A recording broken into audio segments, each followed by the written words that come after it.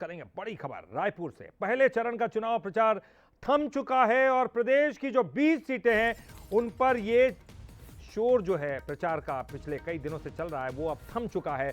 बस्तर की 12 और दुर्ग की 8 सीटों पर चुनाव होने वाले हैं। 7 नवंबर को पहले चरण की वोटिंग होगी, 17 नवंबर को दूसरे चरण के लिए मतदान होगा, तो 3 दिसंबर को चुनाव के नतीजे आएंगे। लेकिन जो पहले चरण के लिए मतदान होना है उनके लिए जो प्रचार चल रहा था, अब वो प्रचार का जो शोर है वो थम चुका है। अब प्रत्याशी प्रचार तो कर पाएंगे लेकिन उनको डोर टू डोर जाना होगा, यानी कि घर घर जाकर चुनाव प्रचार करेंगे, दस्तक देंगे और कहेंगे कि उनकी पार्टी को वोट क्यों देना है। तो देखिए 7 नवंबर को पहले चरण की वोटिंग होने वाली है और उसके लिए जो चुनाव प्रचार चल रहा था वो अब थम चुका है। प्रदेश की 20 सीटों पर जो प्रचार का शोर पिछले कई दिनों से दिखाई दे रहा है वो अब थम चुका है। बस्तर की 12 और दुर्ग की 8 सीटों पर चुनाव होने वाला है। इनके लिए खास तौर पर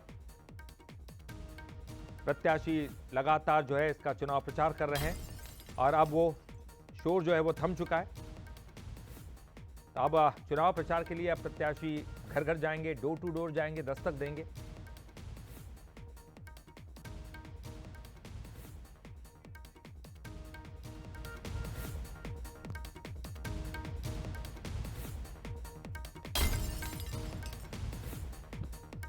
और चलिए हम लगातार आपको बता रहे हैं कि किस तरह से अब चुनाव प्रचार का शोर थम चुका है।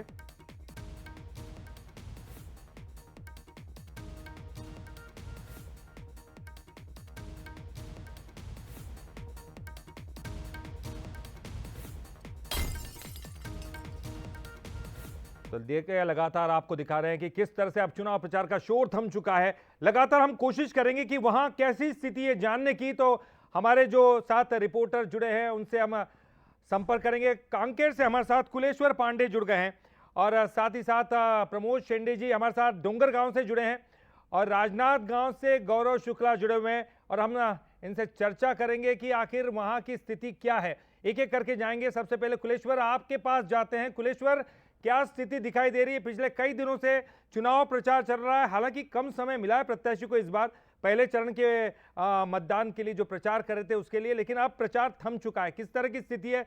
क्या अब जो प्रत्याशी है वो घर घर जाने वाले हैं? देखिए बिल्कुल, बस्तर जो है कांग्रेस और बीजेपी के लिए बेहद महत्वपूर्ण है। बस्तर की जो 12 सीट जीत लिए, निश्चित तौर पे सत्ता में काबिज वही पार्टी होती है, इसलिए बीजेपी और कांग्रेस दोनों का फोकस से बस्तर में भरपूर देखने को मिला। तमाम राष्ट्रीय नेता है, चाहे बीजेपी के बोले कांग्रेस के बोले, राहुल गांधी से लेकर पीएम तक जो है बस्तर का दौरा करे और कोशिश किया गया दोनों पार्टी की तरफ से कि बस्तर की 12 सीट वो अपने खाते में डाल पाए। अब प्रचार प्रसार थम गया है। बस्तर की 12 सीट बहुत महत्वपूर्ण है। कहीं ना कहीं अगर हम बात करें तो दोनों ही पार्टी का प्रयास रहेगा कि ये 12 सीट आए। माहौल अब यह है कि अब जो प्रत्याशी है वो डोर टू डोर जाकर ही जनसंपर्क कर सकते हैं, लोगों से भेंट मुलाकात कर सकते हैं। ठीक है, काफी कम वक्त मिला था, लेकिन प्रयास रहा कांग्रेस और बीजेपी दोनों का कि इन कम वक्तों में हम जनता के बीच में जा पाए और अपनी सफलता, अपनी उपलब्धि जो है वो जनता के बीच में जाए और कांग्रेस के पक्ष में एक माहौल बना पाए। कहीं ना कहीं बस्तर में वो दिख भी रहा है, लेकिन इस समय बस्तर की जनता जो है चुप है, बहुत कुछ बोल नहीं रही है।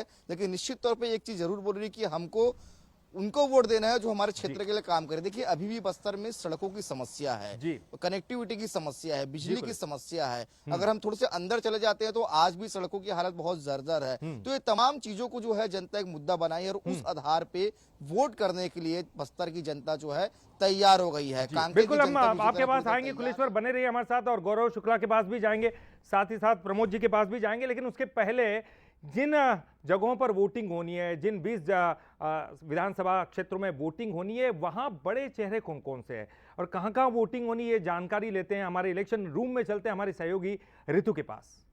बिल्कुल, शुक्रिया ललित जी। तो देखिए बस्तर की 12 सीटें, सभी की सभी बस्तर की सीटें और दुर्ग संभाग की 8 सीटों पर पहले चरण में जो है वो चुनाव होने जा रहा है। और देखिए चुनावी जो शोर है वो थम चुका है, प्रचार का शोर थम चुका है। अब से वक्त है डोर टू डोर प्रचार करने का। तो चलिए सबसे पहले जानते कौन से हैं बड़े चेहरे मैदान में। राजनांदगांव से डॉक्टर रमन सिंह पूर्व सीएम है, बीजेपी के एक बड़े चेहरे के रूप में माने जाते हैं और राजनांदगांव से चुनावी मैदान में है। इसके साथ ही न सिर्फ डॉक्टर रमन सिंह बल्कि इन इन 20 सीटों पर ऐसे ही और भी कई चेहरे हैं। कुछ हैं कैबिनेट के मंत्री, कुछ हैं पूर्व मंत्री, तो कुछ हैं वर्तमान विधायक।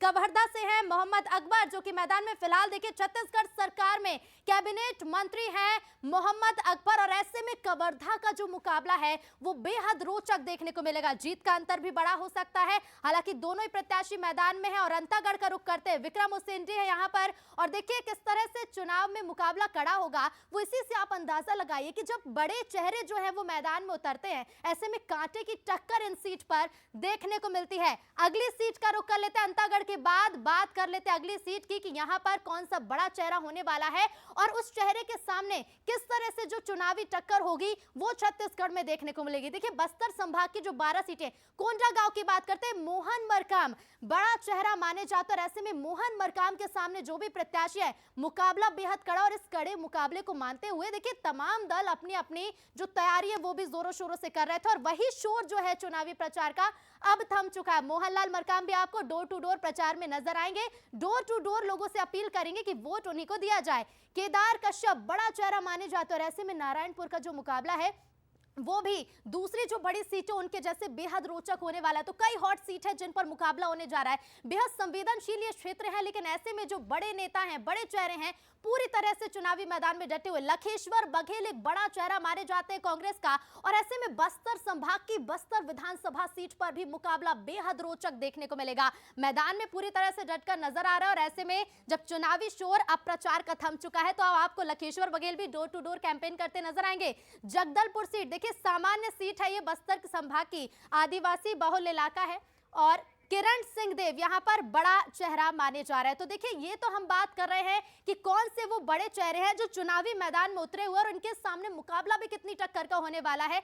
लेकिन चलिए अब बात हम करेंगे कि बड़े मुद्दे कौन से होने वाले हैं। तो देखिए बड़े मुद्दे मुख्य रूप से अगर बात करें कौन से वो मुद्दे होंगे इन दोनों ही संभागों के, नगर नार प्लांट का निजीकरण। अब नगर नार प्लांट की बात कर लीजिए, पीएम आए चाहे सीएम की ओर से बयान देखें, लगातार इस मुद्दे पर बयानबाजी देखने को मिली। धर्मांतरण बस्तर संभाग में एक बड़ा मुद्दा माना जाता है। धर्मांतरण को लेकर जहां बीजेपी कांग्रेस पर लगातार आरोप लगाती आई है, तो कांग्रेस की ओर से भी बीजेपी पर धर्मांतरण को लेकर बड़े बड़े आरोप यहां पर लगाए गए। तीसरा बड़ा मुद्दा जो इस चुनावी राह में दिख रहा है हमें, नक्सलवाद यहां एक बड़ा मुद्दा माना जाता है। तो कहीं ना कहीं नक्सलवाद ये देखिए वजह है जिसकी वजह से इन सभी सीटों को और इन 20 सीटों को पहले चरण में शामिल किया गया है।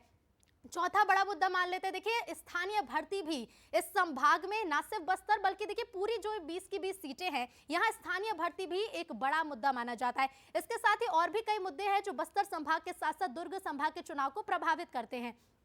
किसान यहां बड़ी संख्या में, तो ऐसे में कर्ज माफी और किसान भी बड़े मुद्दा है। हालांकि देखिए इस मुद्दे को लेकर बीजेपी कांग्रेस काफी एक्टिव और बड़ी घोषणाएं भी की गई हैं।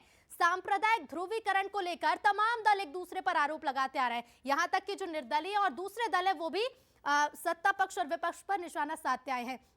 पीएम आवास को लेकर भी देखिए एक बड़ा मुद्दा यहां पर माना जाता है।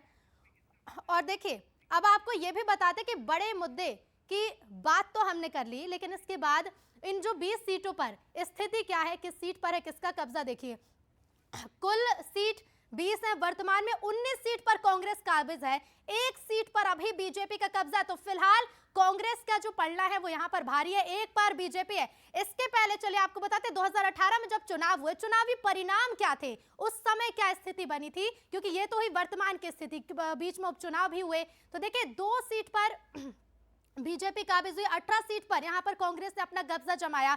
और चलिए आप सीधे रुक करते हैं, हमारे स्टूडियो लिए चलते हैं, आपको ललित जी मेरे साथ मौजूद है। ललित जी। बिल्कुल ऋतु, शुक्रिया, क्योंकि देखिए आपने एक एक सीट के बारे में बताया, मुद्दे क्या ये भी बताया। खास तौर पर उन मुद्दों को समझना बेहद ज़रूरी है जिन मुद्दों को लेकर प्रत्याशी मैदान में उतरते हैं। और एक एक करके हम हमारे जो रिपोर्टर हमारे साथ जुड़े हुए हैं उनसे भी हम चर्चा कर रहे हैं कि वहाँ की स्थिति क्या है। गौरव शुक्ला इस वक्त हमारे साथ जुड़े हुए हैं और प्रमोद शेंडे भी हमारे साथ जुड़े हुए हैं। तो गौरव शुक्ला का भी हम रुख करेंगे, राजनांदगांव से जुड़े हैं। गौरव, देखिए आज दिन भर जो प्रचार चला, आखिरी दिन था, तो निश्चित तौर पर जान डाल दी होगी प्रत्याशियों ने वहां पर चुनाव प्रचार करने के लिए। किस तरह का दिन पूरा बीता है और अब थोड़ी देर के लिए क्या शोर थमा हुआ नजर आ रहा है, क्योंकि अभी जो दिन भर की जो कलकलाहट थी वो थोड़ी सी शांति नजर आ रही होगी। जी ललित, बिल्कुल देखिए, यदि मैं राजनांदगांव विधानसभा की बात करूं तो आज यहां पर दो दिग्गज नजर आए। मुख्यमंत्री भूपेश बघेल ने राजनांदगांव से ही घोषणा पत्र जारी किया कांग्रेस का, तो वहीं उत्तर प्रदेश के मुख्यमंत्री योगी आदित्यनाथ का रोड शो यहां पर देखने को मिला और योगी आदित्यनाथ गरजते हुए भी नजर आए। यदि हम राजनांदगांव सीट को देखें तो काफी हाई प्रोफाइल सीट है, क्योंकि यहाँ से पूर्व मुख्यमंत्री डॉक्टर रमन सिंह लगातार जीतते आ रहे हैं और उनके विरोध में जो है, उनके विपक्ष में जो है, कांग्रेस ने गिरीश देवांगन को मैदान पर उतारा है। टक्कर काफी बड़ी टक्कर मानी जा रही है, क्योंकि दोनों के बीच में यहाँ पर अहम जो मुकाबला है वो होना है। हमारे साथ आदित्य नामदेव जी भी हैं, हम उनसे बात करते हैं। यहाँ के समीकरण की बात करें आदित्य जी, तो किस तरीके से आप देख रहे हैं समीकरण? देखिए, राजनांदगांव की शुरुआत अगर आज हम देखें तो मां बमलेश्वरी के दर्शन से प्रधानमंत्री ने इस दौरे की शुरुआत की थी। मां बमलेश्वरी का आशीर्वाद राजनांदगांव नहीं पूरे छत्तीसगढ़ के लिए जरूरी माना जाता है। नवरात्र में हर कोई यहाँ पर आता है, तो देखिए शुरुआत माता बमलेश्वरी के दर्शन से हुई। उसके बाद योगी आदित्यनाथ का जिस प्रकार से रोड शो देखने को मिला वो अपने आप में बताने के पर्याप्त था। घरों से लोग निकले, स्वतः लोग निकले, फूल बरसा रहे थे और कहीं ना कहीं रमन सिंह की स्थिति यहाँ पर फिलहाल मजबूत नजर आ रही है। पिछली बार राहुल गांधी ने यहाँ पर घोषणा पत्र जारी किया था 2018 में, जब कांग्रेस विपक्ष में थी। प्रदेश अध्यक्ष उस समय भूपेश बघेल हुआ करते थे। इस बार उसी होटल में मुख्यमंत्री भूपेश बघेल ने 2023 के लिए विधानसभा का अपना घोषणा पत्र जारी किया।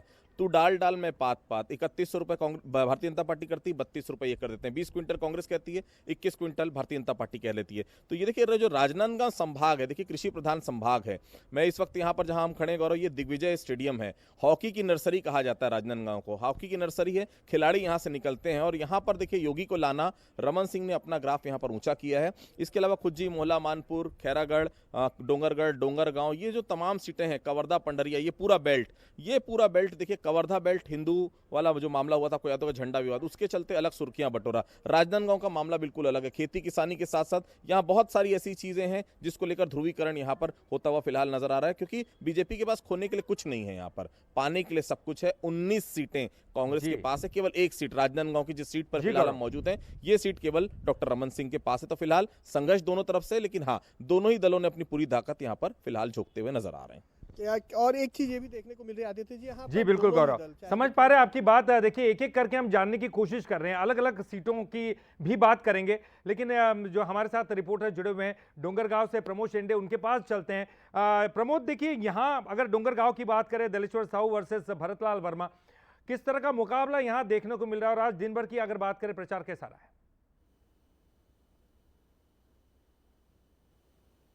जी, डोंगरगांव कहीं ना कहीं कांग्रेस के लिए एक प्लस पॉइंट था कि वहां पर 2 बार के जो विधायक है दलेश्वर साहू, उन पर भूपेश बघेल ने तीसरी बार भरोसा किया, उनको टिकट दिया। लेकिन वहीं कहीं ना कहीं इस एरिया में साहू फैक्टर हो, लोधी फैक्टर हो, ये काम करता है। इसको लेकर भाजपा ने भरतलाल वर्मा को वहां उम्मीदवार बनाया। भरतलाल वर्मा कौन?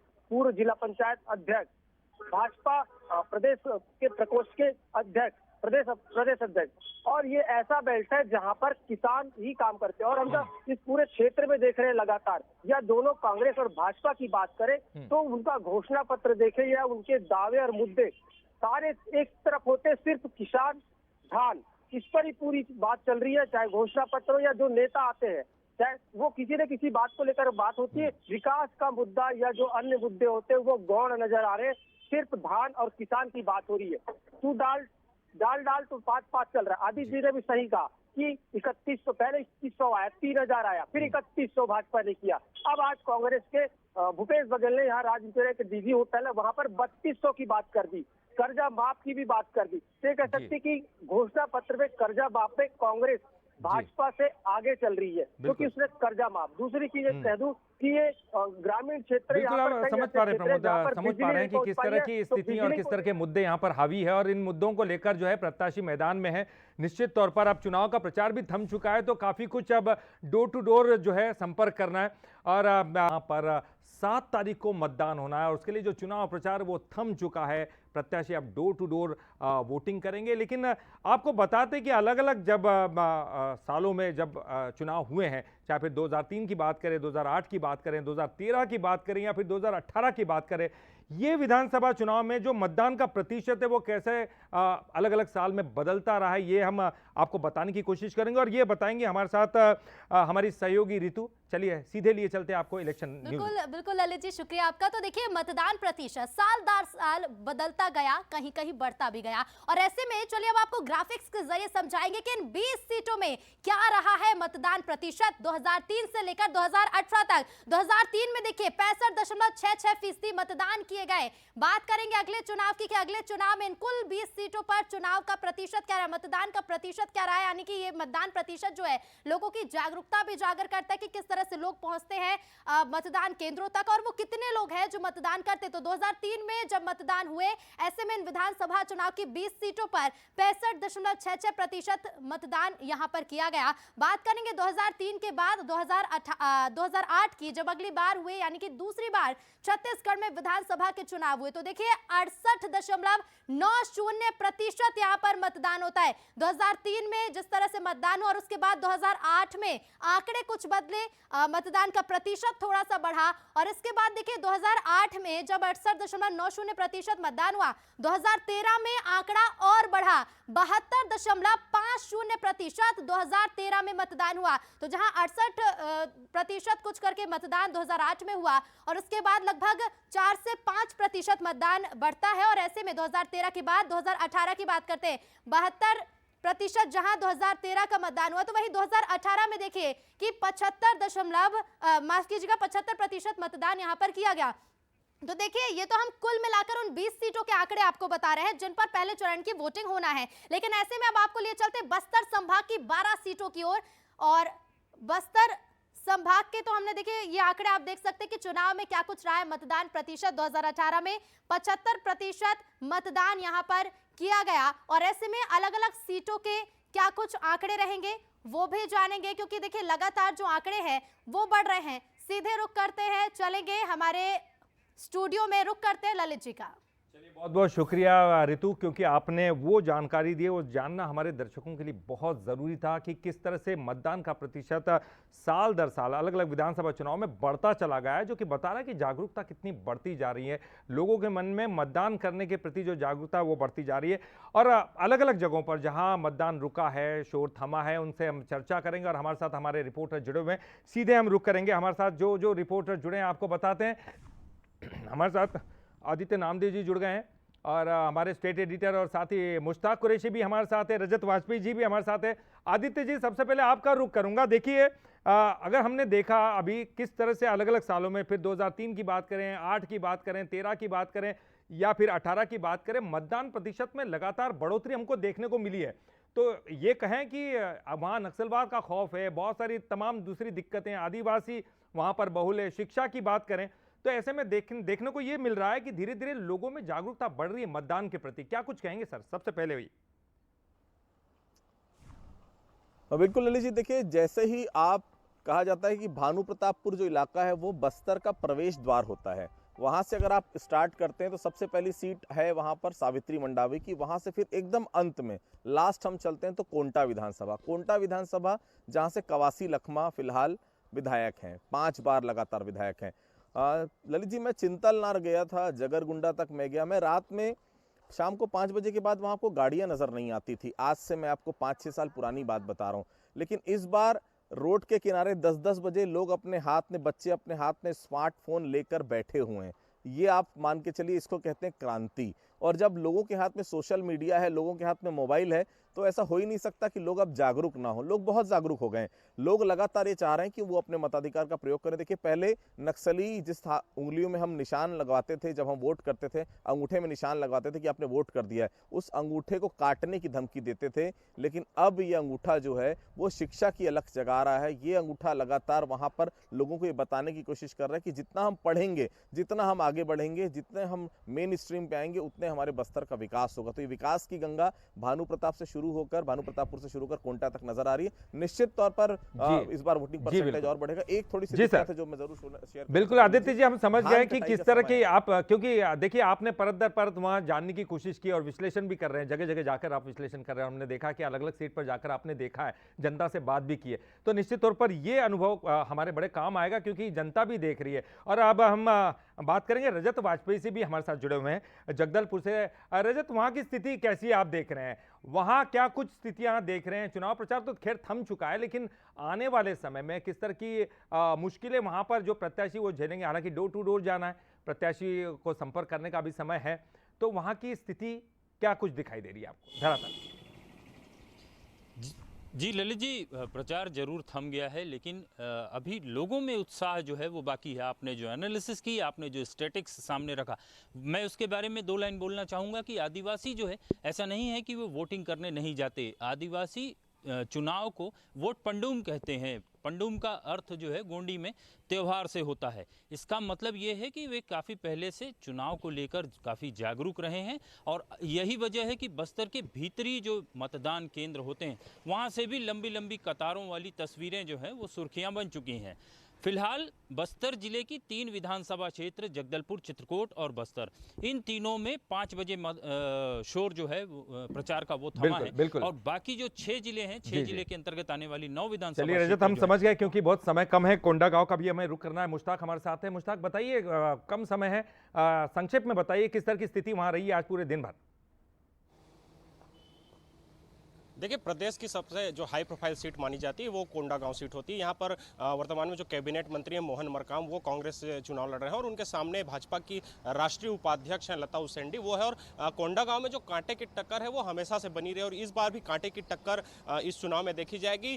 शोर जरूर थम चुका है, लेकिन अभी भी मैदान में काफ़ी कुछ करना बाकी है।